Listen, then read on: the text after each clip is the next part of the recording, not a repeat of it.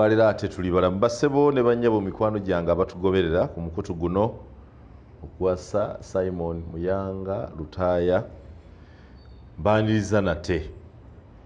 Njagala nnyo okubebaza nti sabbiiti ewedde ensonga ze twayogerako mwasobola ozigoberera obulungi ate era ne mwewaayo ne mwogera nga bwe nabagamba ensi yaffe kizibu okutegeera ani akoze omulimu ogumu bwe guti ogunaagikyusa kuba teguliiyo. Buli omu ayinako paati gy'akola.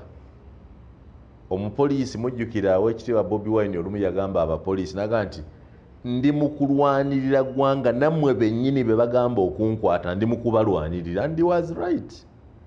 Nabo oba obalwanirira.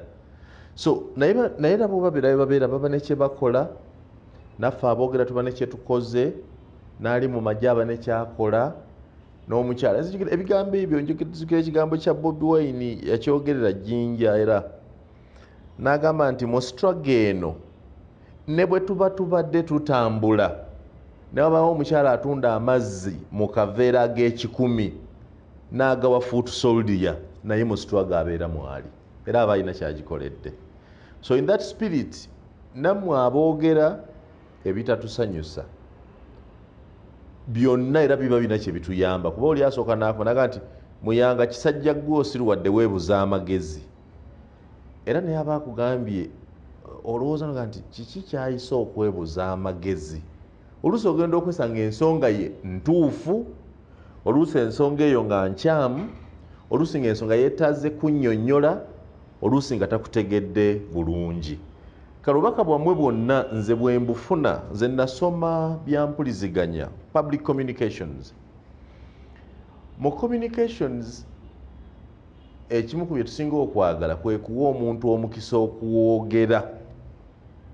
Yasobola kiyinza omuntu ayogera ne bw'oba onvuma nga munvumye nga munvumye ku mukutu ne gw'osinga avuma ne gw'osobola okuliisa avuma naye tebindya. I can tell you honestly, waliwo n'abakuvuma n'ebyawo munda but tebindya. Why? Kuba mmanya nti ekyo kyayogedde is an expression of kyalowooza, and I'm better off okutegeera kyalowooza than suppressing ekyalowooza. Ekyokusuppressing endowooza y'abantu obutayogera kye bayite fugabbi kye tulwanyisa era mu mateeka g'ensi yonna. The Universal Declaration of Human Rights erimu ku ddembe erisinga okwogerwako kwe kukkiriza abantu okweyogerera.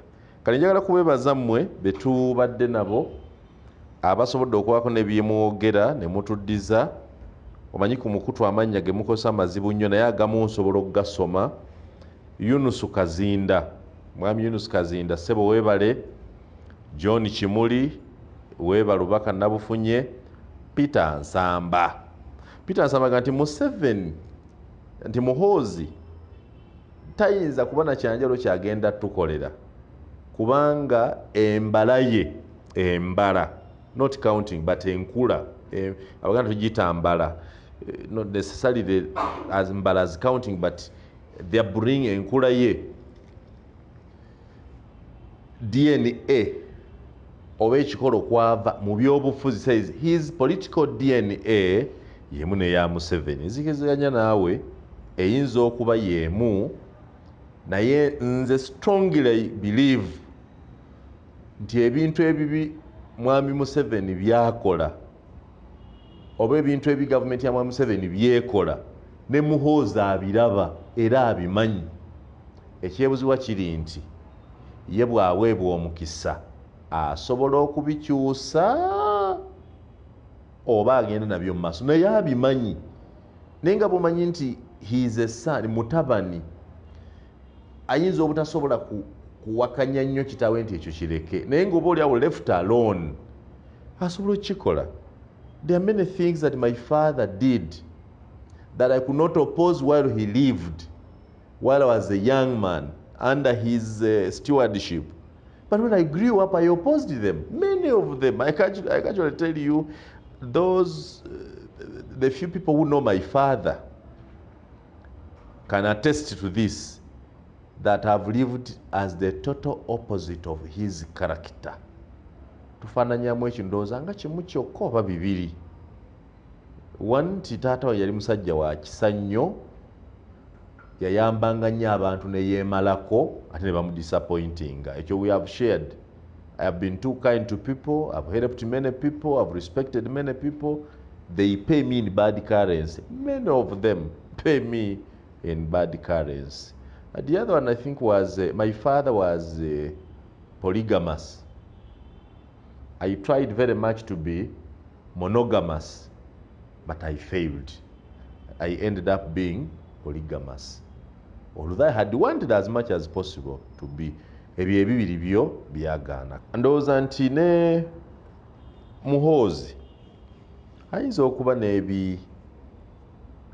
n'ebyayinza okukoppa ku kitaawe n'abikola nga bwe biri, naye era wayinza okubaawo byayinza okusinga ku kitaawe obukola obubi. Kale mwami Peter Nsamba, I agree with you on that, but nga bwe tuzaala abaana ffenna tetufaana bazadde baffe, many things can change. Aloysius Mponye, weebale kutugoberera. Bernard Baluku Baluku agamba nti joining a Bobi Wine. Why not? Omutima gwange n'ogwa Bobi Wine guli wamu ku nsonga y'okununula bannayuganda.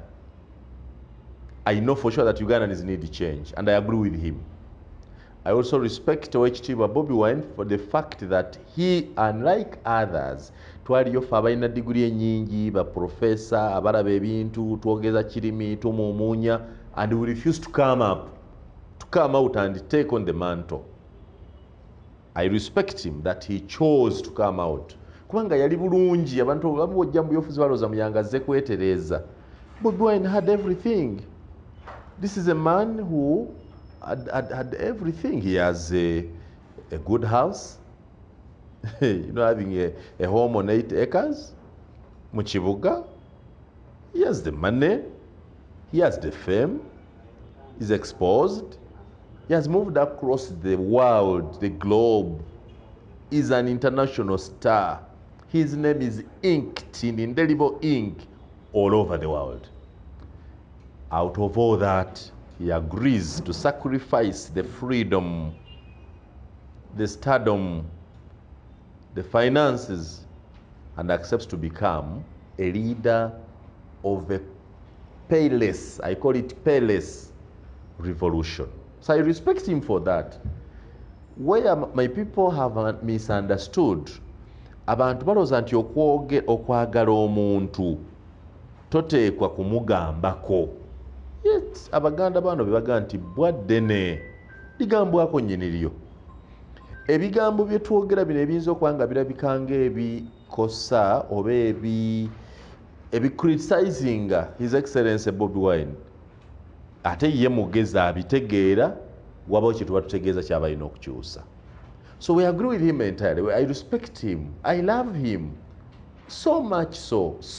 I think I'm one of the earliest presenters about promoting oluyimba lwa Kagoma ka Lubendera olwa Bobi Wine mu 2003 I think, when I was still a presenter on Radio Chira FM in Busoga.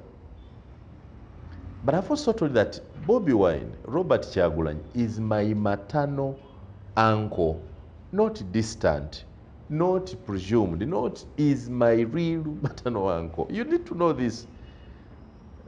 But he is a Democrat and liberal. He agrees that we can disagree on some things. He may take a path and I say yes. He takes another and I say no.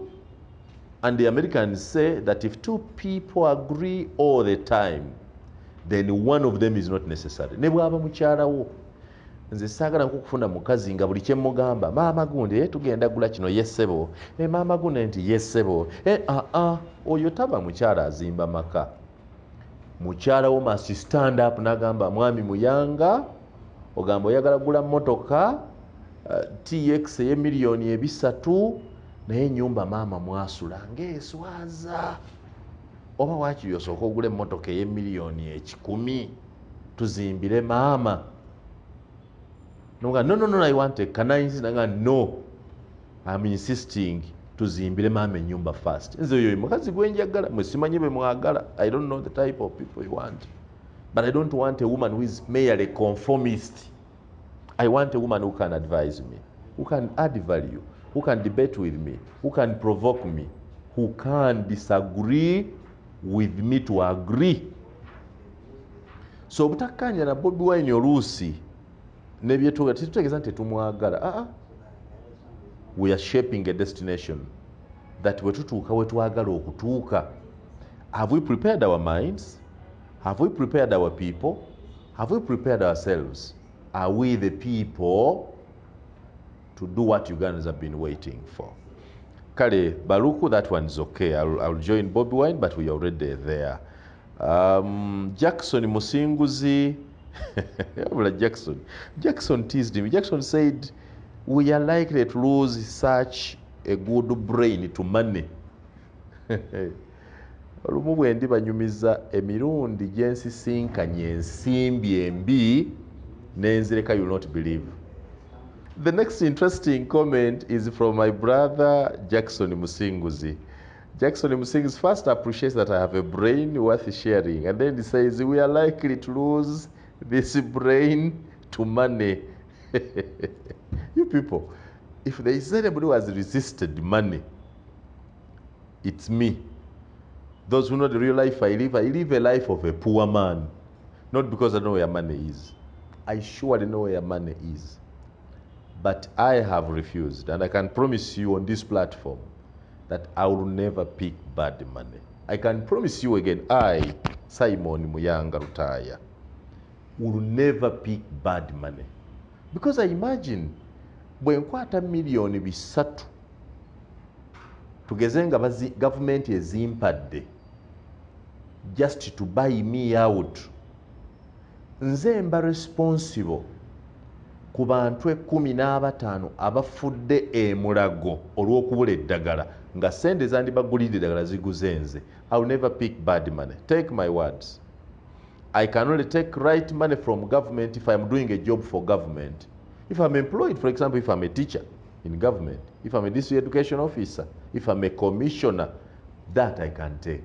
Naye nze muyangu kwata ekisawo ky'essente nti bampadde million 3 kungula kulekerawo kwogera ku bintu biruma bannayuganda oba kungula kusiiga kibi kazigo. That money I will never pick. I can say it before you. I have never picked and I will never pick. I've had many idiots nga boogera wagende wagundi wafuna sente bonna boogera bwogezi abamanyi obulamu bwembaawo nabwo bamanyi nti n'ezimu ku sente ezimbeesaawo are handouts from people. I can tell you that when we started recording these shows, twaziricordingiranga ku simu. Era you are complaining about quality. Nalicordingiranga mu bbaalo naga ndenda tebo y'ebbaala giveeko. A good Samaritan gwe sisobola kubabuulira kubassaamu consultinze ye yavayo nangaamu yanga nkugulidde kamera nangulira cameras setting up studio kati mwe tukolera many of you have been saying ka studio kalungi mutereze bino bwe biti. A good Samaritan from nowhere, not government, and individual. No. For us to get good service from you, nangulira cameras ibiri. This is a fact, and is a man you know. Ndimubabulira olulala. So lyanzo kana nataka sound wo mubi biki. Why is my sound mubi? I need a mixer. Bajita banafu bajita Atem. Yes, Atem. I need an Atem machine. Yojaita Atem. Sina jifuna. One day good Samaritan may give me that item and say, okay, how much is it? Nti aya nkumi bili oba nkumi satu ezadula nti zizo. I have survived all through because of people. And I have evidence of how good people can be when you stand by their cause. The difference, I do not hate everybody without reason. I can tell you, for example, nze Muyanga. Sirina nsonga lwaki I hate Muhoozi okumuhatinga. I can disagree with him. I may dislike him. Nenze ku bintu n'ebiri mu Uganda bye batukoze siyinza biteeka ku Muhoozi mbiteeka ku kitaawe, and my language on his father has remained consistent. I know where Mr. Museveni has performed well. I know where Mr. Museveni has not performed. Waliwo alemeredde okuperforminga ne musaasira, waliwo we simusaasira. For example, otugamba tulwanyisa enguzi, tukuyambeko okulwanyisa omalya nsimbi mu ggwanga n'obubbi, tukukwatidde ababbi amabaati live babalabye babafunye, bakkiriza bakoze ne confessions ne statements zaki batandise n'okugakomyawo nabo n'osirika busirisi. And you think I can again believe in your will to fight corruption? No, never. That's how I look at these things. I think the mistake I made was to belong to, and it's one thing I belonged to. Abantu baffe, I have a kifaananyi, I think I'm going to reproduce it next week. Nga ntudde ne Bobi Wine mubuuza ebya struggle bwetambula, nga bwe natula ne Muhoozi nga mubuuza ekyalooleza bannayuganda, nga bwe natula ne Museveni nga mubuuza lwaki batubba nnyo obululu. Same pictures, same postures, same style. Tewali yanga nti wa Bobi Wine bampadde sente. Nobody said it. You met the principal, now you are rich. But when you sit with Muhoozi to understand, people say now you are rich. No. Munnabyabufuzi omugezi bwe ogenda okushaping up your political opinion, you need to talk to all people. That's when you know muno mu nsonga yono mulimu akaniguusa, mu yono temuli, muno mulimu. So these opinions we do ensonga ya sente abasobola otwalibwa sente siyenze. Ask everybody. I went to prison here, people contributed the money. Nagamba nga sina sente ngaloza nekoza. Because one is sina sente nensasula omusajja yagenda okunkwala okuntwala mu kkomera nga nne ennusu 100 mu nsawo. Bukedde yakola mu bukozi mawulire nti bansanze na 100. But proudly the people came up in 7 days, they contributed and they got out of prison. How do I betray the citizenship cause to that level? Why? That today I forget what the people did and ally with the tormentors who took me to prison?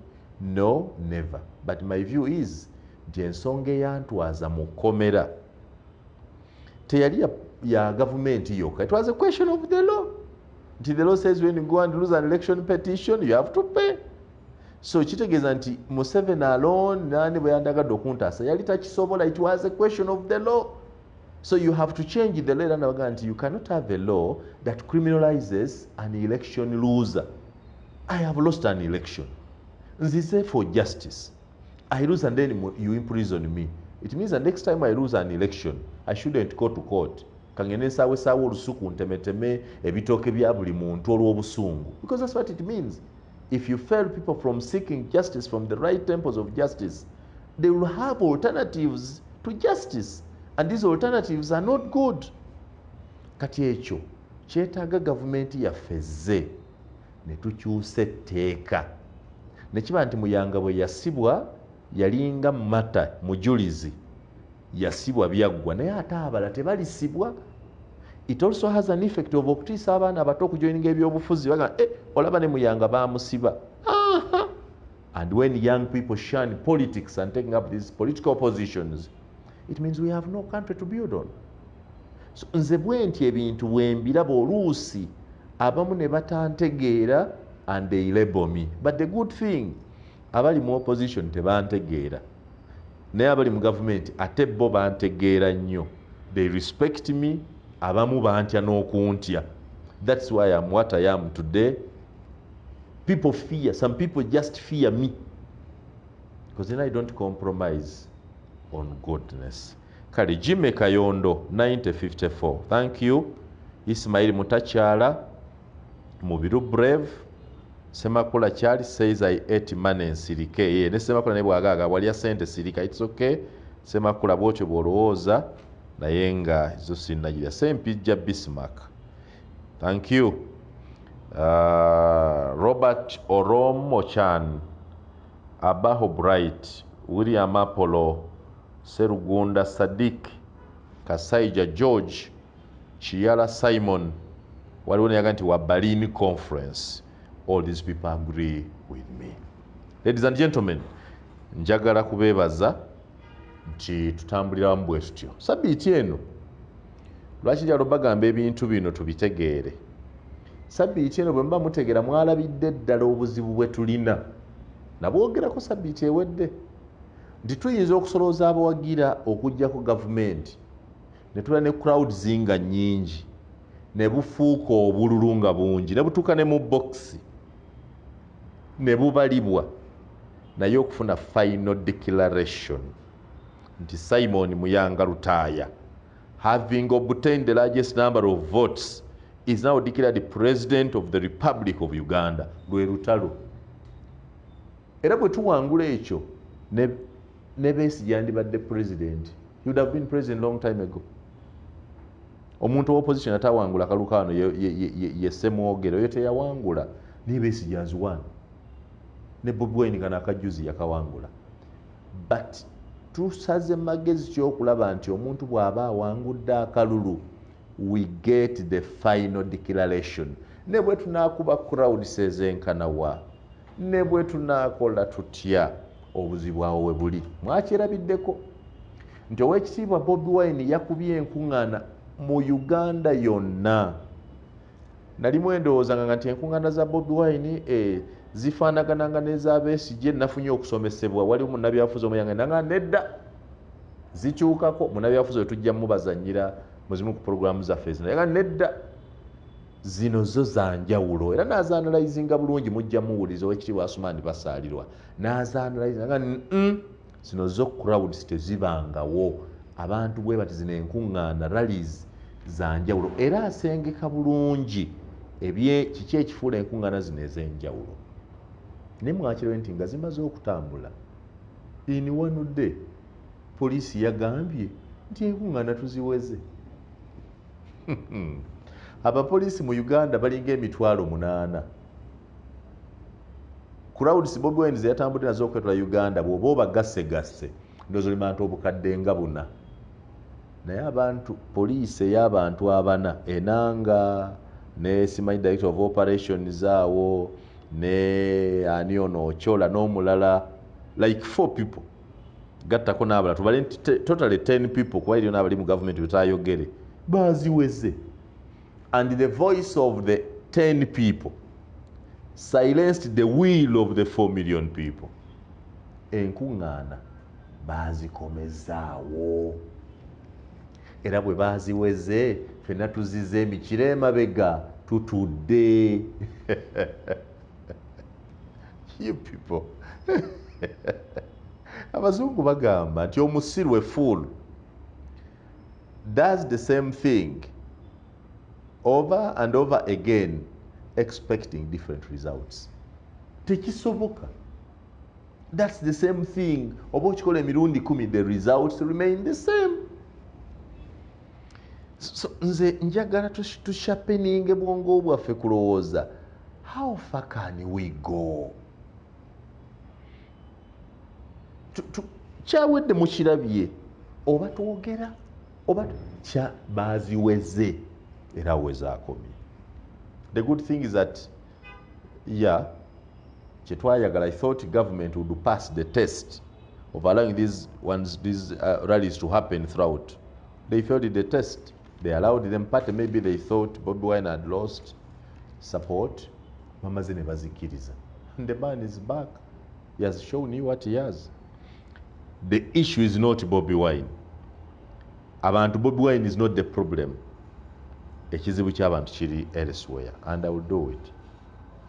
So bannayuganda bateekwa okusalawo tuwagire ki bwe tukagamba nti twagala kujjako gavumenti then ffenna bino mbu FDC jema bikibasooke babiveeko tujje wamu tugende tujjako gavumenti, oba tugamba tuwagire Bobi Wine, not necessarily the NUP.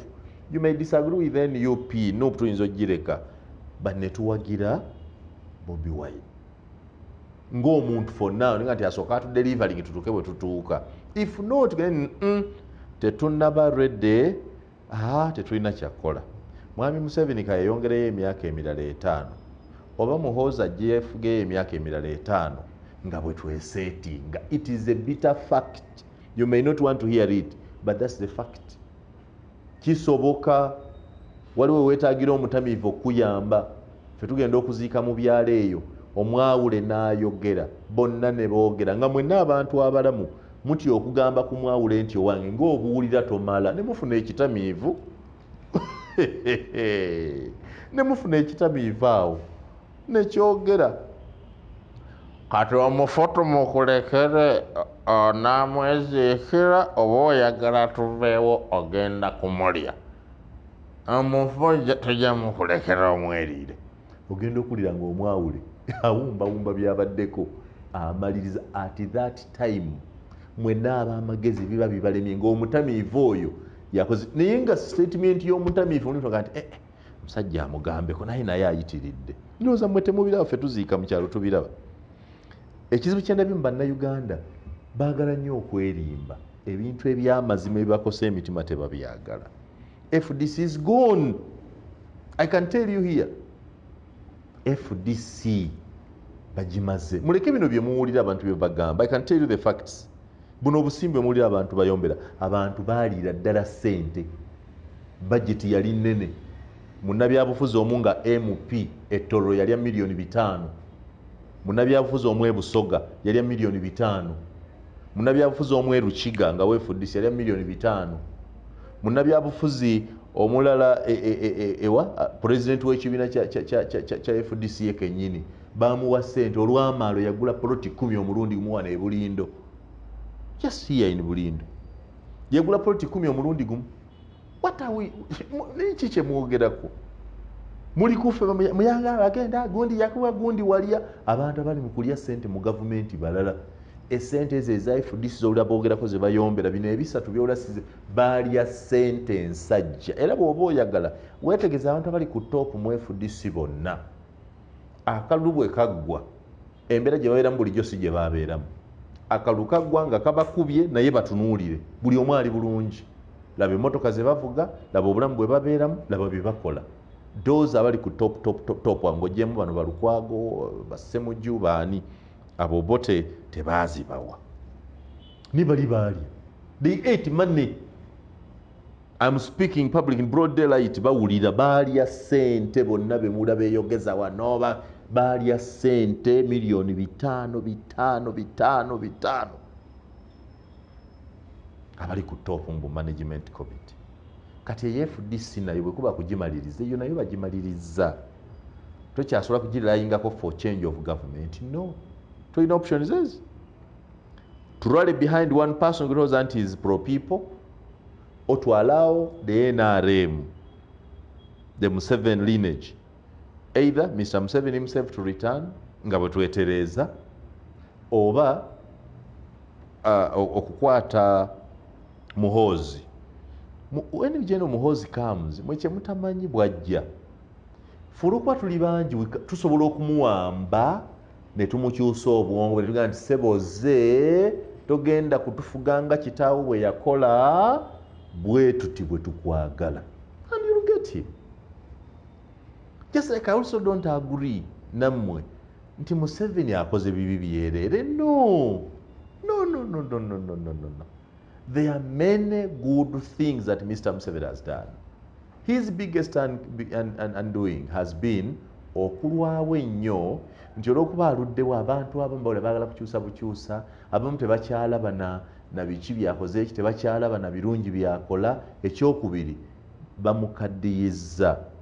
Waliwo ebintu ebiruma bannayuganda bingi byatakyasobola kutegeera. Simanyi na kyakukola. So ndowooza nti ekya poliisi okumiriza enkuŋŋaana z'abantu abo bonna buli omu nadda jjadda awuliriza Enanga byayogera kiina kye kikulaga. Enanga gweyaga nti simanyi Endongo has silenced him, has silenced the people, he has stopped the rallies. Awo wotuvaawo tutya kuba buli mulundi tusibira awo. Nzijukira nnyo ebigambo bya General Mugisha Muntu bye yatugamba. Yanga nti muyanga tugenda mu nkuŋŋaana za walk to work, walking from where to where. If we are walking from Kasanga to State House, I will be part. But if we are walking from Kasanga to CPS Kampala, sijja bibaamu.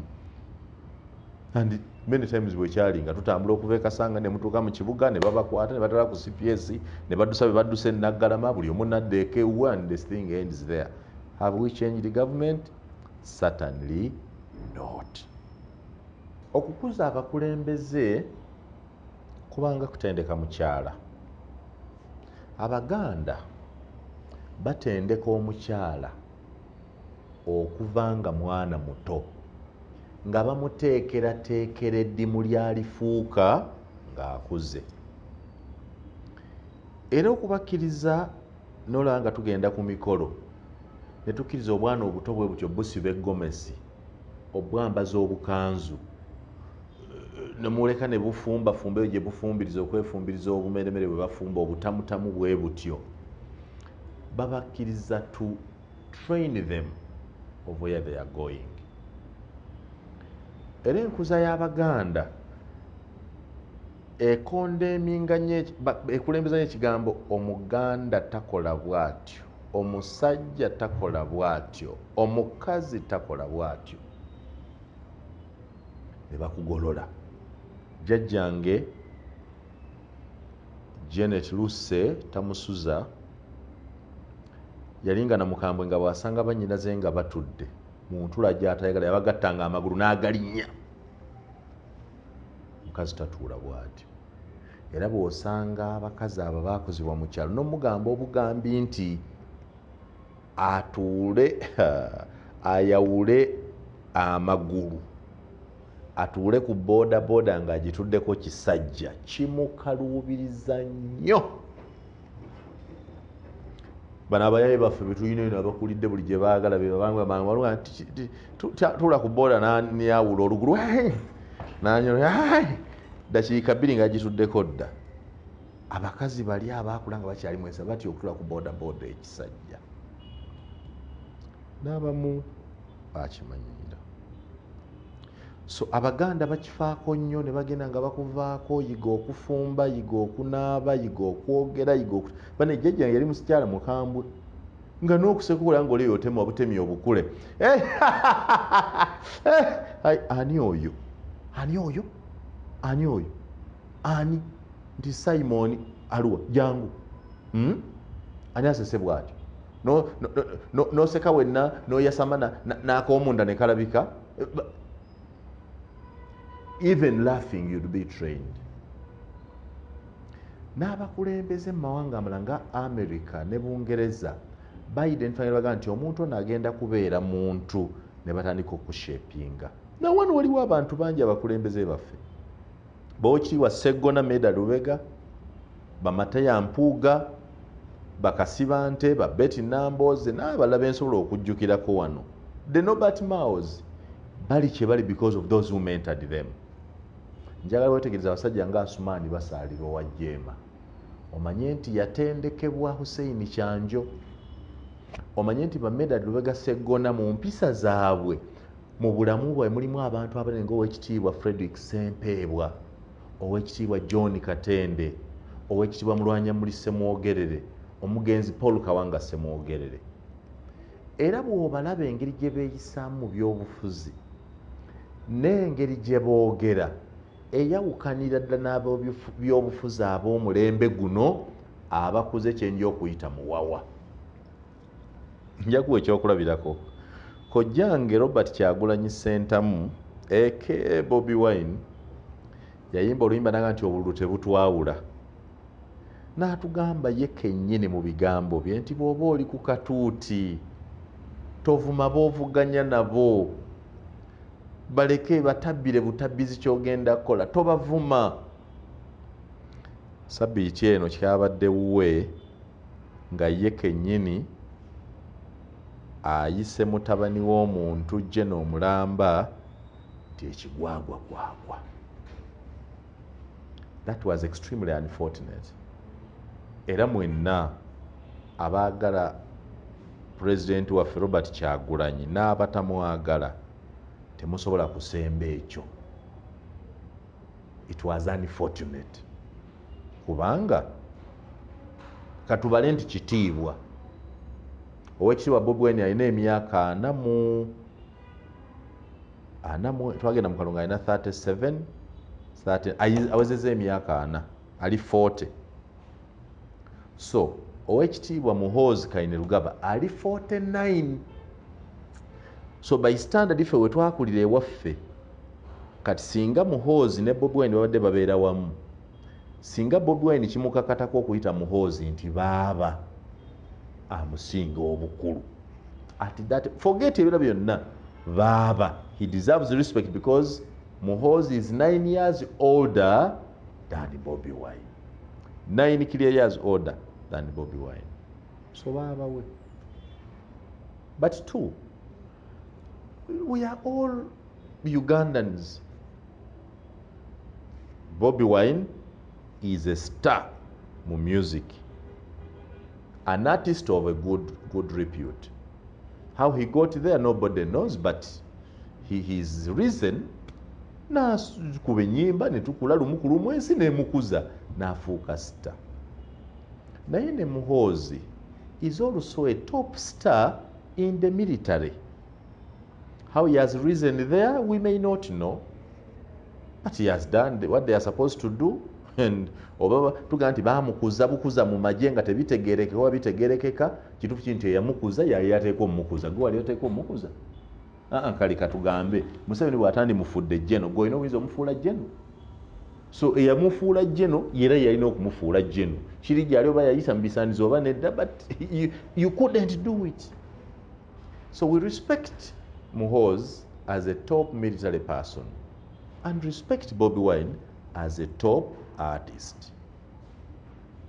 Let's go to their career. Bonna baasoma. Bobi Wine alina diguli agisoma, ne Muhoozi yasoma ye n'agimala. Bobi Wine amanyi we yasomera, ne Muhoozi wangi yasomera ekisubi. St Henry's College. Bonna baasoma. Bonna bavubuka. Bonna bantu balungi. Bonna tubalinamu essuubi. At no point did I expect such a statement. Naye nabagamba wano last week nga muga nti mbe ku Bobi Wine nebaga naye message kubanga the handlers bano abakwata omukulembeze bateekwa omuyamba. Bw'omanya nti omukulembeze ayitira oyo mumugamba n'asitiikinga ku speech empandiike ebwoti kyova olaba basoma ne basoma busomi. Okusoma speech kuno kuyamba okweka obunafu bw'omuntu, okugyayo obusungu bwe n'okuba overtaken by emotions. Olwo mulimu abakulembeze nga President Museveni aboogera n'ava ku script. Ebigambo bya President Museveni kize nature, fe abaasoma tubimanyi. Mwami Museveni awandika speech ya bigambo 300 n'ayogera ebigambo 500 outside what is the written text. That is his nature. It comes from his experience, it comes from his expertise, it comes from his background, it comes from the fact that he's a rich language student. Ayagala nnyo olulimi building. There were people like Obote, very good orators. Obote would speak in the time prescribed for him, and he would start speech with the known opener, fellow countrymen and women. Ng'olwatandise n'asimula eddakiika ze 10 n'akita. Mwami Museveni muyinza okuwuliriza essaawa 2 nnamba ng'ayogera. Nebalaga nti tazzeemu bye yatandise nabyo. That is him. Baba ne weakness. Kati ababa handling bamanya weakness ye. Naye alina facts. Bawa Museveni facts nti ajja mu kitundu ky'ewammwe n'ayogera n'abuuza n'omuntu yali ku kyalo okwo n'ebifa ku kyalo okwo n'olowooza nti oba yabaddeko ggulo. It's because of handlers. N'owekitiibwa Bobi Wine yeetaaga ba handlers, because enkya agenda kufuuka president, tetugaanyi. Ne bw'anaafuuka president ne Muhoozi ajja kubeera mu nsi y'emu. Ate nga president awa abantu assignment. Watya ng'afuuse president ng'olumu yeetaaga okutuma General Muhoozi Kainerugaba gaba omuwa assignment nga oba amala okiyita ekigwagwa okiyitayo otya kijja okitume. That was extremely unfortunate. Kati nno ze kyasinze okunnuma mu bannayuganda y'engeri ate gye tukkatira obukkatizi. Sinnawulirayo muntu avaayo mu bulambalamba kusaba wakitibwa Bobi Wine yeetonde. Sinnakiwulira. Naye tuyinza kunenya Robert Kyagulanyi kubanga first of all is a young leader. Akyali muto, is young. teyeetaaga condemnation, teyeetaaga ffe kumunenya, kumukondeminga, yeetaaga kutegeera nti omusajja ono mulungi, omusajja ono aliwo ku lwaffe, omusajja ono alumira Uganda, ne tumutendeka nti munnange omanyi olulimi lw'ebyobufuzi ng'ogenda kubeera mukulembeze taata w'ensi yonna, waliwo by'otakola. Waliwo abaabuuzizanga nti nga Museveni ye avuma abantu n'abayita embizzi n'abayita swine, bw'abikola mu byagala? The answer is no. Bw'avuma abantu bitunyiiza. Kati ate tujjewo omuvumi tuleete muvumi? Bw'abanga Museveni avuma kye kimutuggisaawo, tuleete Bobi Wine. Ate bw'obuuza nti nga ye Museveni avuma, banga aga nti bonna bavumi, so is it a competition of insults? Tulonda bavumi asinga gwe tutwala? No, never. Naye bannayuganda muteeka okumanya nti bwe tuba twagala Robert Kyagulanyi Ssentamu to become our leader, bwe tuba twagala Asumaani Basaalirwa, bwe tuba twagala Muhoozi n'abalala, tulina duty okubatendeka, tulina duty okubakomako, tulina duty okubagambako. Ate Omuganda aga nti bwaddene ligambwako nnyini lyo. Olowooza baali bategeeza ki? Gwe kennyini nnyini muntu gw'oba otwala first duty omuga nti ekyo nedda, okumukomako. Bwaddene ligambwako nnyini lyo. Ow'ebbango bw'otamuwemukira teweebikka. We need to. Ayinza okubanga point gy'abadde ayogera, point yo yabadde ntuufu nti Buganda eri mu kifo ekituufu mweteekwa okubeera mu Uganda ey'awamu. Is Buganda occupying its right positions in the bigger Uganda? The answer is no. Are the Baganda happy in their nation? Are the Baganda enjoying themselves? Are they enjoying their Bugandaniness in a bigger Uganda? The answer is yes and no. But again, the other question is, are you sure that whatever has impoverished the Baganda, whatever is curtailing their freedoms and enjoyment of rights, of cultural rights, space and everything, are caused by the Banyankore, are caused by Museveni, are caused by Muhoozi? Is that entirely the problem? Are there no other causal factors to account for this? So there was a point that Bobi Wine was trying to build. He could be right in his point. He simply needed proper packaging for that point to be delivered. He did not have that packaging. But we cannot condemn him forever. Kyawedde.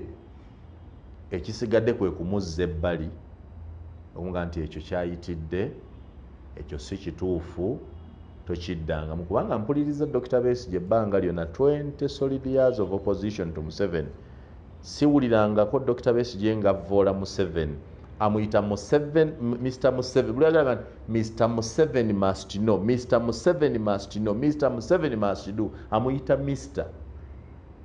He maintains the title Mr. N'ayita government ye junta. That's all. The Museveni junta. Nekola nti exchange nze avume family ye si kituufu. Naye kyengamba bannayuganda, temutwala Bobi Wine nti buli kimu akimanyi, nti mu buli kimu atuukiridde, nti tumuleke paka nga nedda. Tulina obuvunaanyizibwa okumugambako, tulina obuvunaanyizibwa okumukomako, tulina obuvunaanyizibwa okumubuulirira, ng'ate tekiyamba Bobi Wine, kiyamba ffe abaagala afuuke omukulembeze waffe. Tumuteeketeeke, tumuzimbe, tumulongoose, tumukuze, agende okujja okutukulembera nga ye muntu omutuufu gwe tulindiranga bulijjo. Not this outright condemnation. Whereas I disagree with his act, his insults, the first to the president and the first son, I don't also agree with the too harsh and outright condemnation that we have meted to him. We should be working to make sure that maybe he could apologize or reach out to his brother, General Muhoozi Kainerugaba, and say, I'm sorry. I was overtaken by emotion. That ends there. Let's continue. And life continues. because muna you never know ebyakatonda bizibu tetumanyi oba Muhoozi yaddako oba Bobi Wine naye nga tuyinza okukyanga Bobi Wine ye president kyategeeza nti bw'alijja nga Muhoozi ava mu ggwanga. Okay, what if Muhoozi becomes president? Do we want to say nti bw'alijja Bobi Wine aliva mu ggwanga? The answer is no. They both need each other today and tomorrow. It is in our interest that they work together. Let their political contest remain online as a political contest, not as an exchange of insults. Basebo ne banyabo. On my special notes, every Friday, we have looked at the three: the issue of credit, the Bobi Wine tours, character. Njagala okubeebaza feedback yammwe ngirindiridde. Waliwo yagambye tufune enamba ya WhatsApp, abamu tuwandiikenga, abalala tuteekeyo amaloboozi audio clips obuwulirize ofune feedback yaffe. Ngezaako kuregisteringa enamba eyo nkibawe. Njagala nnyo feedback. Give me any feedback where you don't agree with me, where you agree with me. We misinzeemu facts zimpe, wensobezaamu omwaka gumpe omutuufu, wensobezaamu figures mpe entuufu. Give me feedback. Oba oyagala kumpaana waana, oba oyagala kuvuma vuma, kasoba ngompa feedback. Kyensaba kyokka bw'oba ovuma vuma kyolaba. Nvuma nga muyanga bwondaba, tonyingira mu biri eby'omunda. Lwaki? Kubanga bw'onanvuma biri eby'omunda, ku mukutu guno era kuliko abaana bange bakulu. My children are real adults. Abamu bali kumpi kufumbirwa. 2 of them have completed their degrees. Kale oluusi bw'obinvuma nze biyinza obutankosa, naye bo bambi babiraba si bulungi. Omukama Katonda abakuume. Nze Simon Muyanga Lutaaya.